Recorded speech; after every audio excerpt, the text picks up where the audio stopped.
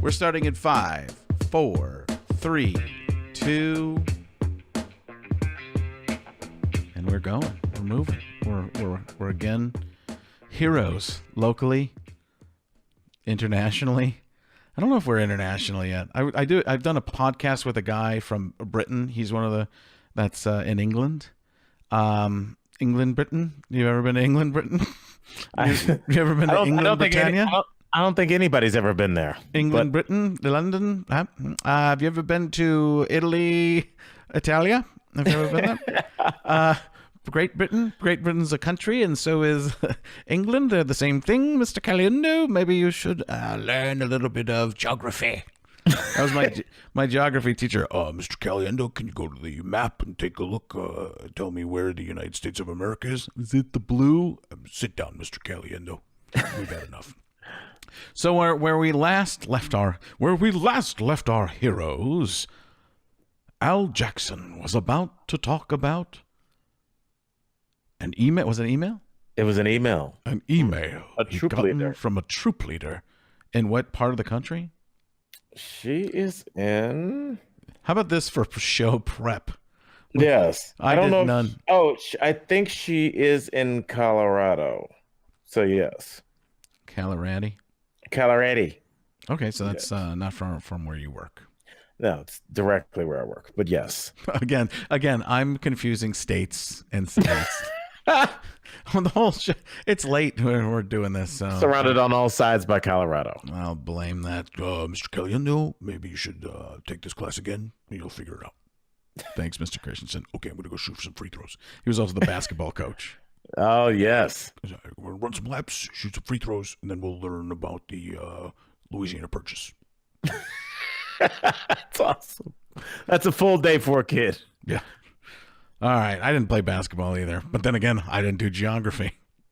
I did nothing. I was preparing to be a comic. So that's kind of true. So what's this troop instigator? What's she? Now I'm the troublemaker. Because I don't want to look at it like that. I do want to hear what she has to say. Well, just to set it up for any of our new listeners, I am very passionate about random topics. And one of them is I've always questioned where the money from the Girl Scouts goes. It's kind of tongue in cheek, and I say it jokingly, but it's serious. You can't have both. You're trying to cover yourself on this. It's kind of tongue in cheek and it's kind of funny, but it's true and serious. Okay, well, I'll tell you this. It started out as I know a joke. exactly what you mean. And then I keep waiting for somebody to go, well, here it is, blankety blank. Look, here's a data sheet with all, because it's such an interesting business model. And I'll break it down for everybody that's listening for the first time. And, please show me the flaw in my logic. I don't think the Girl Scouts are subject to any restrictions that normal businesses are subject to. They do not pay their employees. It's child labor, right? It's child labor. This labor is then allowed to pass said product off to other unpaid employees. You're getting so passionate too.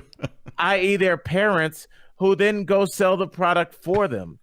These children are allowed to trespass. They're allowed to walk. I am 6 feet, 230 pounds, Frank. If I walked up to somebody's front door, how long would that happen before there was a squad car following me down the street? They walk up to people's homes. They use pressure business tactics. They are allowed to stand in front of... Kind of like Puss in Boots, right? Puss in Boots in Shrek. Just that sad look. Oh, yeah. It's good not to be me. Yes, it's like, and that in Puss in Boots was aware that look worked. Again, it gives it power. The cuteness is power. That should be on the that should be their first patch. Cuteness is power. With great cuteness comes great responsibility. They allow these kids to stand in front of businesses. Imagine if I just stood in front of a Trader Joe's and started selling AlJackson's homemade curly fries. I would be arrested in 10 seconds. You can't do that. And then we also have a business that not only doesn't pay for its employees, doesn't really have a solid store structure, so they don't have to pay for rent or lights or anything like that. And they also, you know, I forgot my other point. Oh, yeah, Maybe. yeah, Oh, go ahead, but I don't want you to yeah. forget. So no, so that's it. So I'm like, they don't have to advertise. That's what it was, Frank. They don't have to. You don't have to like. Oh, it's right after this Thai commercial. Here's a commercial for Thin Mints. No, it's Girl Scouts are known everywhere. They No, don't because have they to cost advertise you it. walking out of the Piggly Wiggly. Yes, because they shouldn't be standing there. That's illegal. You get so flustered by it. I do. What if you know? And if they funneled all the money to pay for teachers, it would be fine with you, wouldn't it? It would. Yeah, we need to pay our teachers. Who's paying the teachers? The Girl Scouts. I would be smashing those cookies if it paid teachers. I'd be like, fourth box of Samoas because I care about this school district. Well, you know, I'm going to start the Italian Scout cookies, huh? Because that's what it is. All right, don't worry about it. It's taken care of. It's not that far off from your. It's pretty serious, right? Okay, so And what? So I got. So they have the background on one, your thoughts on the Girl Scout, and two, your insanity. A little bit of it. I love when it shows through because it's. I'm a so crazy human. person. I know. The last episode, you were so crazy eloquent with that diatribe on Black Mirror that you created out of thin air, and it was incredible. And now you're just ready to send the Girl Scouts up or down the river. I don't know which it is. I want to collapse this criminal organization, Frank. I want to be standing over the rubble. Crush these little girls' hopes. Okay, so you don't know where the money goes. It's a great question. It really is. I can't believe before you brought it up a few episodes ago. I can't believe I'd never heard it before. I'd never even. It's that whole thing of it's almost as though stuffed animals are selling cookies. And you're like, well, it's stuffed animals. That's a perfect analogy. Something that everybody loves. Yeah, like nobody gets. If you attach a box of Thin Mints to a puppy, like it's just like the two things you love most. It's like it's impossible to say no. It's really a leverage game. Okay, so this troop leader, is it a Den Mother pack leader? That's what they had in Cub Scouts, pack leaders. Yes. I consider her a third up in this criminal enterprise. You know what I consider a hero for helping these girls. I found a way to be antagonistic toward you in this episode because you're so insane. It's just too much fun. It's too much fun. I've admired you the entire short run of this podcast in so many ways, and looked and listened to so many things you said and be like, geez, that's just ingenious. This is the thing where I just go, you're a nut job. Oh, I'm crazy. Yeah. Okay. Okay, so I'll skip. I promise I will not skip anything that's something I can't ask. It's just like this is like the Gettysburg Address. I have to kind of for time, like they say, this has been edited for time constrictions. All right, it says, "Hi Al, I listen to Daily Blast Lives in the afternoons as background for working. I enjoy hearing different points of views. Well, thank you. But I heard a point of view from you. Hold on, I like to. Can I interject with Morgan Freeman things? I would love that. I like to hear different points of view, except for the ones you articulate at times. I would actually, if we had time, I would love to send this to you, and just maybe it would just be for me for you to just read this entire letter as Morgan Freeman. That would have been a great idea. We'll do that on another one. We'll do that on another episode. It'll give us more content. Oh, so trust me. Right, I love to cut in. So I enjoy other opinions except for this one. But I heard your point of view regarding Girl Scout cookies that I completely disagreed on. Your comments came to mind this week while watching my daughter walk the neighborhood selling cookies, and it made me feel compelled to send an email in hopes I could let you see another point of view from someone who is in the depths of selling Girl Scout cookies. For those of us being blackmailed by this entity known as the Girl Scouts of America, you will know the point of view that we live through. the trials and tribulations, and understanding that we may never make our way to the top, the Scientology ladder that is the Girl Scouts. All right. It's my daughter is a 4th grader who started selling cookies in kindergarten. The first time she tried to sell cookies, it was at a cookie booth. I had to find ways to encourage her to make eye contact and at least say hi. But by the end of her 2-hour shift, she was waving and smiling and mustering up a hi. By the end of the cookie season, she was... The cookie season. Cookie season.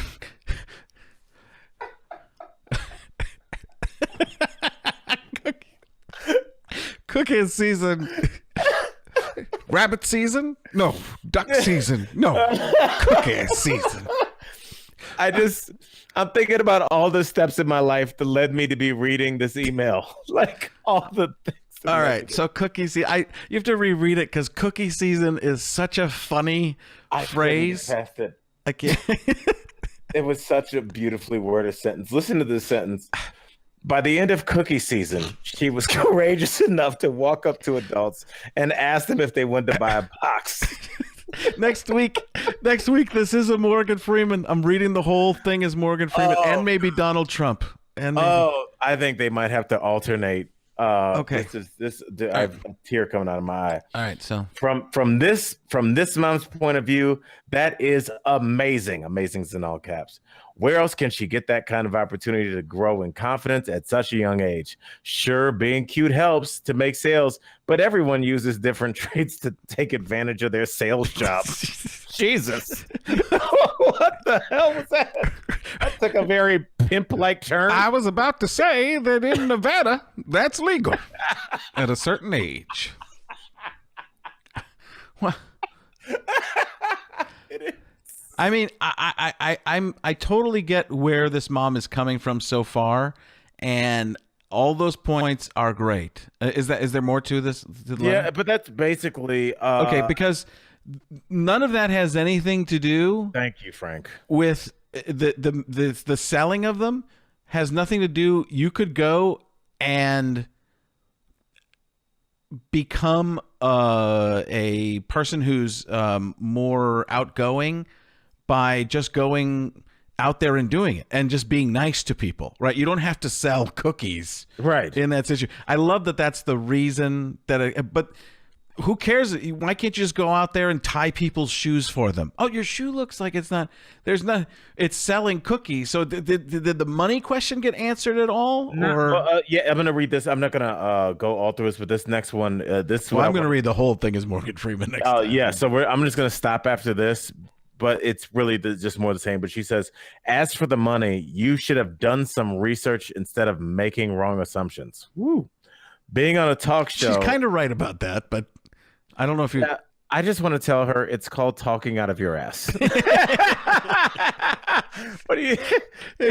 There's a little truth to that, but at the same time, I don't know if I believe where the money's where they say it's gone. Okay, exactly, and that's Frank, dude. We are brothers from a different mother. Because being on a talk show, you should have a duty and feel obligated to be properly informed. The money is first handed to a parent who volunteers their time to help manage the girls' cookie sales. The reason I said it like that is there's an exclamation point after that. I don't know why. I'm going to read it as she wrote it. Oh, we are going to be hated by Girl Scout moms. Frank, I am just reading this the way I have not altered anything. No, I know. I know I'm fine with it. I love it. I'm worried. The money is first handed to a parent who as though you thought that the kids were at no part of your story and your observation on this did I think you thought the kids were pocketing it themselves and not handing it, or at no point did I think that that the kids were stuffing it in their shoes or buying hallucinogenic gummies from the last episode with them. No, it's not. So the handing the money to the parent That's the same thing as keeping them. That stage doesn't even. That's like when my wife wakes up and she tells me, or I'll say, "What are you going to do today?" Well, first I'm going to brush my teeth. Well, I know that that's the given stuff. That don't tell me the things I don't need to hear. Just get to the. Are you planning to go somewhere? Do something? What?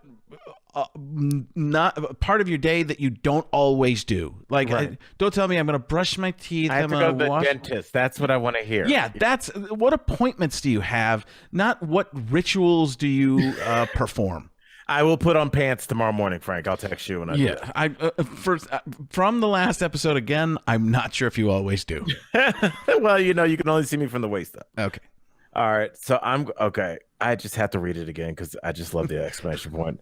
The money is first handed to a parent who volunteers their time to help the girls manage cookie sales.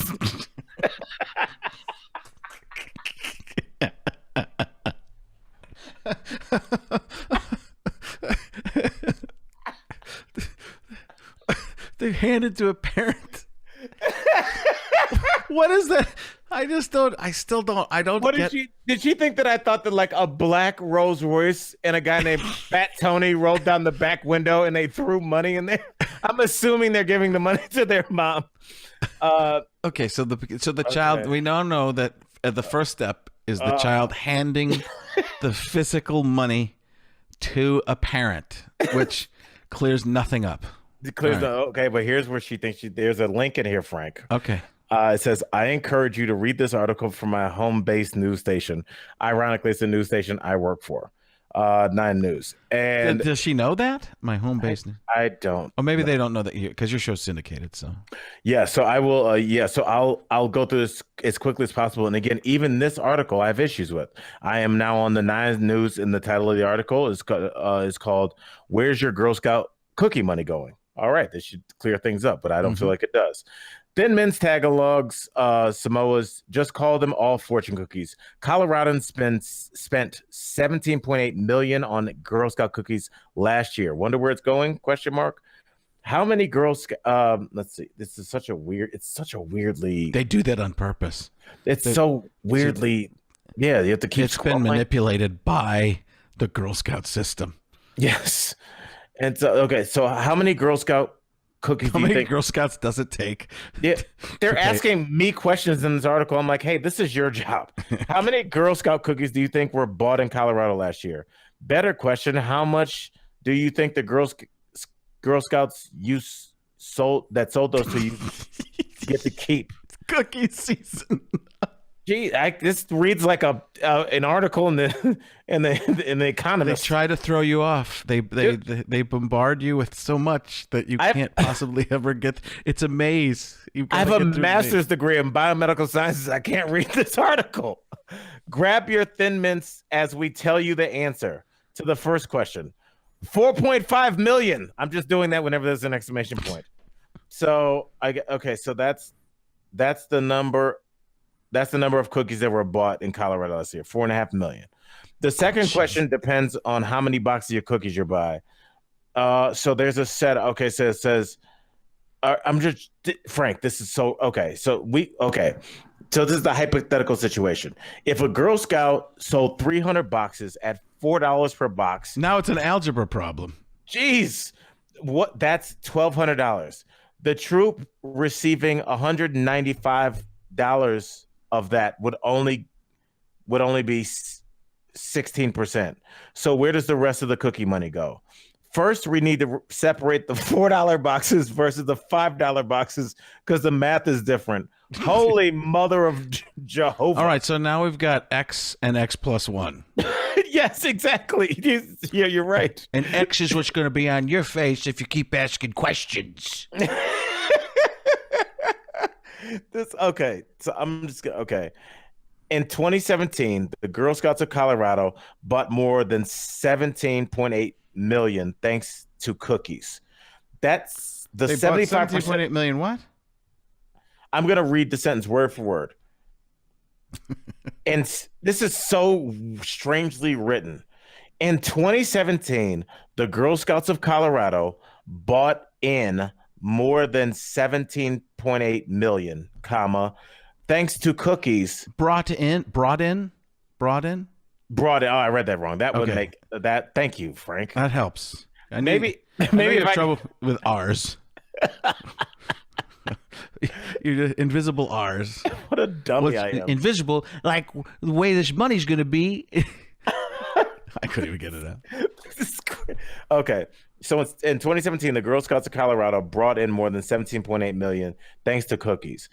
The 75% that stayed in Colorado, the Girl Scouts of Colorado plus troops, equaled 13,525,525,000, basically $13.3 million. The Girl Scouts of Colorado kept 9.3 million. That's interesting. They just kept that, while the troops kept basically 4 million, 3.98 million. What? Okay, and this is in quotes. What a Girl Scout pays to go to camp is not nearly what it costs to send a girl to camp. The price of a cookie subsidizes that cost. We own 9 properties statewide, 4 of which are major camp properties. That money that the Girl Scouts of Colorado keeps helps to pay for the upkeep of those properties. This is where I'm calling Bravo Sierra. Unless it's the Redwood National Forest, I doubt that it costs $10 million a year to upkeep this. I don't know. I got some relatives that might disagree with you. Yeah, this is okay. Girls, okay, this is where again, Bravo Sierra, big time on this one. Whenever you mention a zip line in the first explanation of where $10 million went, that's where I get the side eye. Girls ride the zip line for the first time, ride a horse for the first time, learn how to shoot a bow and arrow, and learn how to canoe. Those things can be done for about $40, said Harper. Last year, we had a troop go to camp for the first time. Those girls would have not been able to experience camp without that. Those girls may not have been able to go to camp without that experience. She said the money. Those girls would not be able to spend time outside without the $17 million. A bow and arrow, a horse riding a canoe. What? So she said. Okay. She said the money also pays for grants for Girl Scouts and volunteers. Volunteers need to be paid to help pay for camp uniforms for 4-year-olds, and training. Also, cookie money pays for expanded background checks for volunteers to keep the girls safe. The 22% kept by the troops can be spent however they want. So, yeah, we'll keep this 78%. You have fun with that 22. 22% of 17 million, what, 10 million, 17 million? 22% of that 17.8 the troops keep. Okay. So then none of this is helping me to think. Thank you, Frank. I still feel I still think you're a little crazy, but I might be crazy too. I opened this link fully thinking that I was going to see a spreadsheet and be like, well, I will drop this because I seem foolish. I feel like this is double down. Listen, this is like their big thing, and it's more to my point. This is in quotes. With their cookie money, girls are typically asked to do 2 things: do something fun with your troop and do something fun to celebrate, but do something to give back to your community. Where's the money? Those are all great things. Those are all great things. But there's no specifics. There's no specifics. And it's like okay. And listen to this, Frank. This sounds like some pimp stuff right here. Then they go after themselves in the article. They go, okay, but 22%, isn't that low? Well, now you're thinking, well, here's their big, F you, AlJackson, but we don't get that. Here's what they say after, okay, but 22%, isn't that low? Their retort is, they learn goal setting, money management, business ethics, how to talk to adults, and they learn how to manage their money. First of all, you already said money management, Chip. Yes, dirt bags. Now I'm getting mad. Frank, I am not wrong. This is I think we're both going to be in the crazy house. Dude, listen to this nonsense answer. Okay, Frank, let's say you told me to take your son and daughter out for you and your wife are out of town. You were like, Al, we're going to give you $1,000 for a hotel, then take them to Dave and Buster's and gas and food. Here's $1,000. And I come back with $200. The kids have not been in a hotel. It's like, oh, we just crashed on the couch. We had a sleepover with marshmallows. And then you say, Al, isn't that 20% low? And then I say, well, Frank, the kids learned goal setting, money management, business ethics, and learned how to talk to adults, and they learned how to manage their money. How long until your hands were around my throat demanding your money back? The double money management may be the best part, as though by the time you got to manage your money, you'd already forgotten that they learned money management. It's not sentence structure. They're not learning that. It's oh my gosh. And that's really the end of the article. This is the first time I've had tears on the show. Oh my God. And it just came from watching you unravel. But I think, based on what we talked about too on the last podcast, I've got teacher scout cookies. That's how we get teachers to make more money. Teachers go no, they couldn't. They gotta be young teachers. They gotta be 12-year-old teachers during cookie season. It's that are learning business ethics. That is money management and money management. It's money management, and they learn how to manage their money. That is 11 words apart from each other.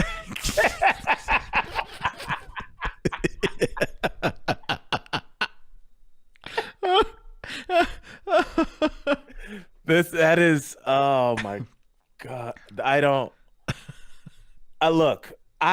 I'm telling you, man, when I saw the length of this email, and then there was a link to a business article about Girl Scout cookies, I was really ready to write this woman back and be like, we're comics. We don't have much of an ego. I'd be like, hey, I was kind of having fun, but at the same time, I was curious. You've quenched that curiosity. This has thrown gas on a grease fire, because that last sentence was what you say when you are lying. That is because I've lied. Print. I've lied before, and I've said stuff that sounded just like that. Al, where is the money that you took from my drawer? Well, I was teaching you money management and business ethics.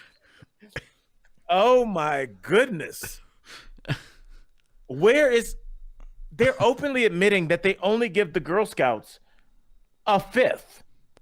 And that fifth is weirdly spent. They're like, the fifth that they mentioned, if they had said, you know what, we have a fleet of white limousines that take these girls to the 50-yard line of Bronco Stadium, that's one thing. Canoeing. Okay. Hold on. The article doesn't even mention taxes in there anywhere, right? Nowhere. So it's not for profit because people are going to go out and have fun and there's no profit left? Is that just break even every year, Frank? It's amazing. They get it right down to the penny. It's like a Hollywood movie. Could a 7-year-old girl have $10 million of fun? Well, first of all, they would hand the money to their parents. I forgot. We read so much nonsense. I forgot about that. Step one. What are you going to do with the kids today? Well, first I'm going to wake them up. Yeah, got that. This is weird. It didn't answer. I was hoping you were going to be proven wrong, and you weren't. And it's scaring me a little bit. All right. Well, maybe in the next letter you get, we will go even more down the rabbit hole. Is that a saying?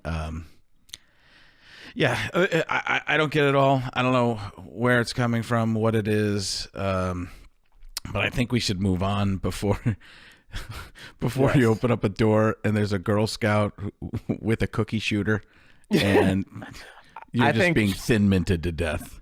I think, strangely, Frank, you're going to get a weird text saying, Al will not be doing the podcast anymore. He lost his life due to a poisoning, due to cancer, while his brake lines were cut, and he went over the side of a cliff and left a suicide note at the bottom of it. And the Boy Scouts are bankrupt, right? Completely bankrupt. Because they don't have the cookies.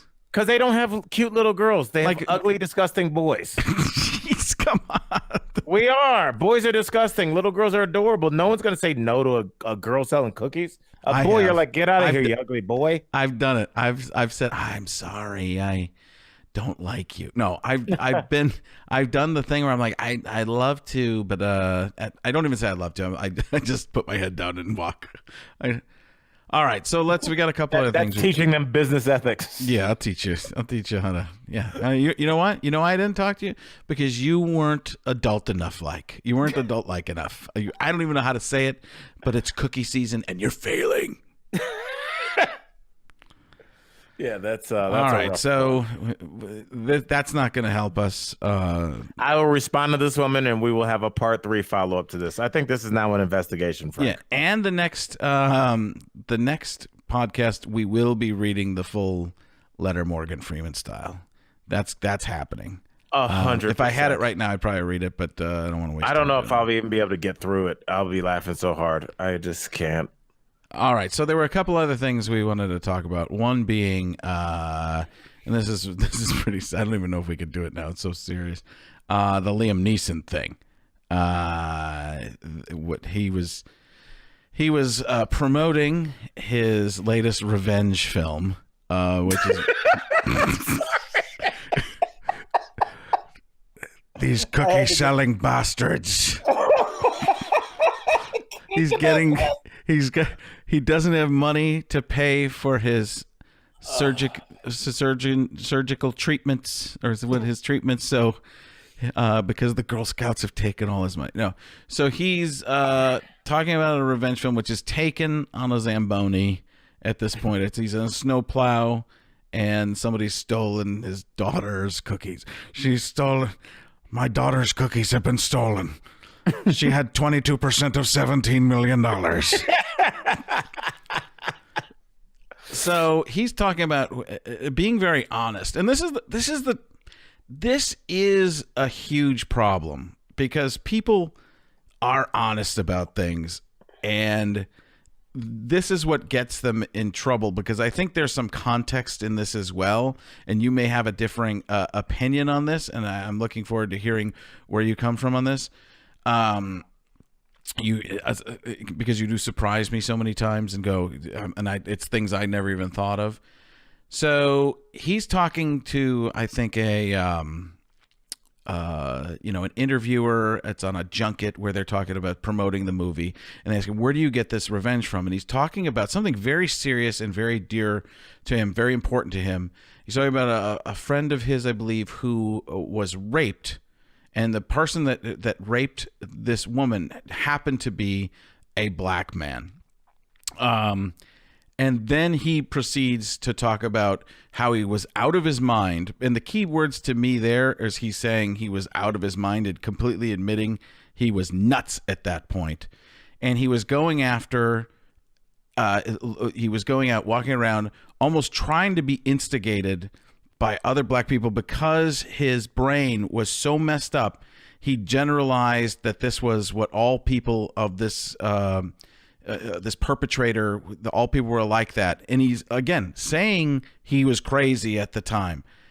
And he says, what he does say is these two words together. He said, I don't know. Do you know what he said? He said, I wanted. He was looking for a black man to try him so that he could exact his revenge. Yeah, and he said something like "black bastard" or something. That's what he said, and that was. And then later he had said, okay, so people start going crazy on that, and I think I understand somewhat of that. I definitely do. Because you just have to be careful how you say things. You have to realize there's history. You have to understand where we are right now in tone and in this country. And I think he missed it. And maybe because he lives here, he's from another country. I don't know. I know people from other countries that I'm around at times, like England and some other European countries, and they're very different. They say things very different. They're not, as much as I'm told it's way more PC there, some of these people that I'm around, you go, wow, that what you're saying. And it's not like, it's not negative toward any race or anything like that. You just like, wow, they talk freely about sex and all this kind of stuff. And you're like, holy cow. Okay. But he later had said that if it had been a Scotsman or something like that, he would have looked for every Scotsman. It had nothing to do with it only had to do with, because that's the race of the person or the ethnicity of the person. But he just said it. He said the wrong thing, and I mean, it was a huge mistake. I think in terms of that, you have to be careful how you say things. I always go back to the Jamie Foxx thing, where Jamie Foxx is talking about Robert Downey Jr. in Tropic Thunder, and he goes, "You have to understand that people want to kill you. People want you dead." Just because you're black. So you have to, that has to come into the equation. So where did you come from on this? That's where I'm most interested to actually understand your thought process on it. Right. And I mean, you have to, because of the medium that we're on, I don't ever propose that anything's taken for granted. So I will say this, even though it hurts to even say this. Of course, I don't condone anything that he said. I'm sadly not that shocked by what he said. But here's how I looked at it, not how I took it. It is, the situation is come and gone. I don't think Liam Neeson is a threat to black men, but I do think that mentality, I do think that there are a lot of angry men that we saw marching down the street in Charlottesville chanting, "The Jews will not replace us." The people that committed hate crimes against the actor that was in what's his name, Jesse Smollett. I'm so bad with names. I'm turning into my dad. But that anger is used to recruit young white nationalists. That anger comes from somewhere, and whether he meant to or not, Liam Neeson gave us an insight and an opening to explore and dissect that anger. And you never get a chance to do that because no one ever freaking admits to it, especially not a professional, especially not a famous person. So for as much as I completely understand the pushback that he got and the obvious pushback, I think that, and I think that we could be missing an opportunity to explore where that mentality comes from, why he thinks that one black man is no different from another. But he, and I'm not defending, because I think it's, he literally says he was out of his mind. And you think and he then later said that if it had been, and let's say it's just a French guy or something like that, that he'd have been after every French. Do you think personally, from your point of view, and it sounds like you do, that there is a black-white thing there, that you think that? Well, things will always be, will always, every situation is instantly different when there is a black-white dynamic because of when it's even when it's somebody who does. Do you think it's even when it's somebody who doesn't look like you? It's easier to project that, or it's just very much so. I mean, okay. Look, I agree. I think so. We are all very tribal. Yeah. And, I don't think if a hot white 6-foot blonde robbed his mother's home, that he would have been knocking on every sorority door, trying to kill a girl or trying to beat one up or exact revenge. But what I do think is that, and this is where he and I kind of converge and diverge at the same time. I have a unique insight in this, and that somebody in my immediate family was sexually assaulted by a person of the same race. And my first thought, as this person was telling me this information 25 years later, maybe 45 years. Yeah, 45 years later, as this person was talking, I was casually and calmly trying to get enough information out of them to lock down just a square mileage of where this person could still be living, and I was going to get on a plane and go murder this human being. Without a doubt, I'm talking to you as casually as I was thinking about it, or as calmly, not casually. But that was my first thought too. It didn't have to do, I wasn't going to kill every person of this race. I was just going to kill this person. And when I say kill, I'm not saying that facetiously or trying to sound like a tough guy. I was going to do everything in my powers to take this person's life until I found out that they had already passed away in jail a decade before. So I do understand that blind rage. I've felt that. I have felt that. I don't condone my thoughts, but I understand where that came from. I don't condone his thoughts, but I understand where that came from. Now, where we diverge, remember I said I love to live in a world that involves commas. Where we diverge is that I was not looking for every person of said race. I thought that was a very unscrupulous way to go about that. I thought that was so strange that, like, because one person did it, now everybody. Right. It's insane. The only thing that, to me, it's totally wrong, right? It's wrong on every level. But he knows he wasn't thinking clearly, right? He obviously wasn't thinking clearly.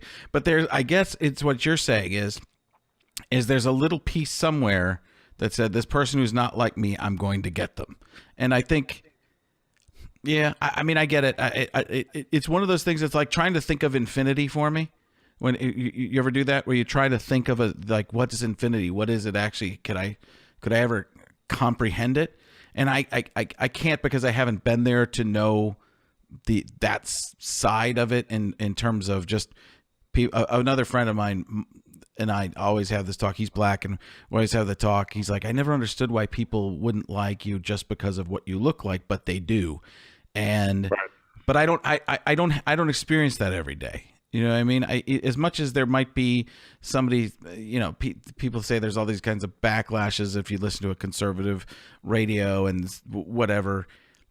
I think there are some, there are some things where, there can be some negatives in the world of being white, but it doesn't add up to the time and all everything that a person of color has to go through every single day of judgment for no reason from certain people. Not everybody. And remember, that's what people don't always do. It's not everybody, but there are people in particular every day you probably go past, and it might happen for a white person in a black neighborhood too. There's judgments and stuff, but it makes, we can't even fathom. We don't even understand why, right? We don't get it. What's the, but that's where, I when he says he was out of his mind, I guess to me he was completely out of his mind and nothing made sense anymore. But when you're talking about it, he was out of his mind. But there's a little thing in there that while he was out of his mind,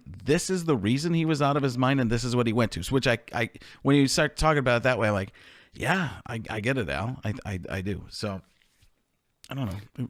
Well, yeah, I mean, again, you know me, Frank. I think you're as level-headed and as thoughtful, and you always try to think on multiple levels of a thing, and not only come from even your own personal experience, which is the same thing I try to do. I try to come from. I think, what would this person experience? It's just tough sometimes when you have never actually had that experience, and another group of people has it over and over and over. Right, and I mean, for anybody that's like, questioning my motives, or I would say that my entire existence, besides to raise brown children and put them into the world, is to be willing to have uncomfortable conversations to hope to propel and propagate this society forward. And the only way that you do that, whether it's a relationship with your wife, with somebody that owes you money, with your boss, with somebody you want to date, with somebody who's done you wrong, is to have an uncomfortable, unpleasant conversation, because otherwise you're wasting each other's time. So the fact that he said that makes me willing to have uncomfortable conversations with him or with anybody that's willing to be honest enough about that. And for me to question, you're allowed to say to my brown face that I wasn't taught that black people were equal to me. That's uncomfortable, but you know what? Damn it. Now we're talking rather than exchanging platitudes. Let me ask you this. Why do you and I don't think, and I have this with some other friends, people of this, I'm trying to think if I have this with white friends, but people of color definitely. Why can we talk so easily about it? I don't worry about you being offended when I say something because you know where I'm coming from. I just worry about other people thinking, oh, this is what he really means. No, I don't. Because we're comics. Is that what it is? That's why I said people are tribal, and in comedy, our tribe is comics and everybody else. And so you and I can speak more freely. You can tell me things. You can call and complain about your hotel in Hawaii and be like, yeah, I stayed there. That happened to me. Where somebody else would be like, who cares? You're in Hawaii. So it's like we can just talk about things no different than doctors or, ball players. Like they have complaints that only, that's their tribe. So I think that's why you and I have that connection. Almost it's a different connection than even you would have with your wife or your kids. Now, is your tribe he who hides behind microphone? Damn it. I rotated. I got comfortable. You do. Maybe you need to rotate that. I thought Liam Neeson was coming. I had to... I'll get you, you microphone hiding bastard. This is a Tale of Two podcast. I loved it. Well, you know what? We went very far. There's one more topic we're going to get. I want to see how we can do on this because we went so heavy there, which I think was great. Because I got perspective, and to go from Girl Scout cookies to Liam Neeson is I didn't know if we could come back from it, but we're already giggling, so that we've moved to the next thing from such an important and heavy situation. Let's end this lightly. Donald Trump. No. You had one crazy, silly kind of thing that you wanted to do. What was the Chris Brown thing, first of all, and then we'll finish up with the AAF football. Okay. Oh, yeah. Okay. Basically, Chris Brown has beef with a rapper named Offset. He's a member of the famous group, the Migos, and he was married to Cardi B. They had a very public split. So Chris Brown and Offset started arguing. You're explaining this to the audience because I know all this, right? Yes, of course. I know you're well versed. So Chris Brown and Offset began beefing on social media, as all beefs start.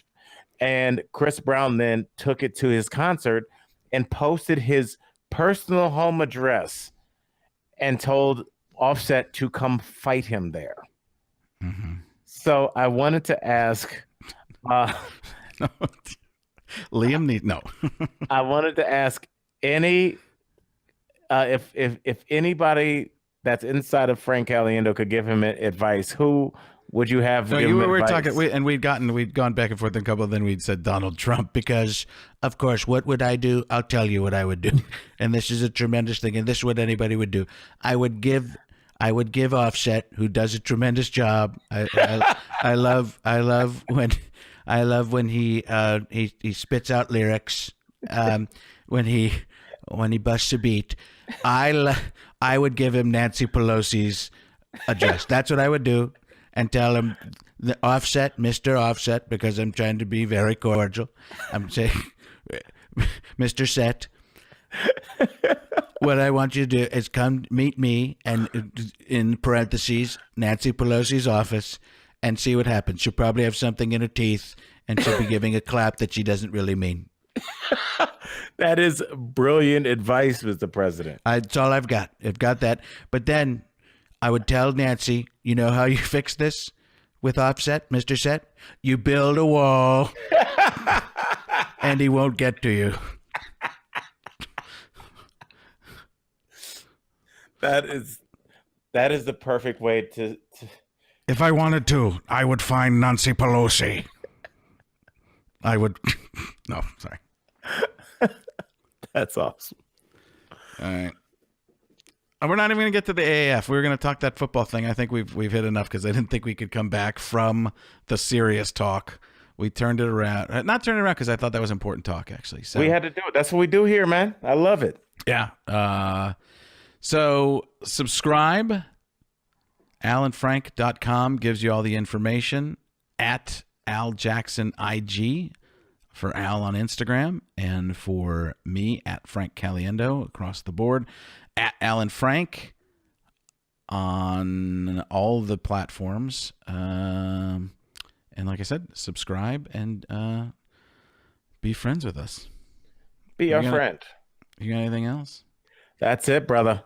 We'll save the we got another for the next podcast. We got 2 segments already. We've got Morgan Freeman reads at least one letter to you from Nancy Pelosi. No, from the Girl Scout troop leader and Den Mother.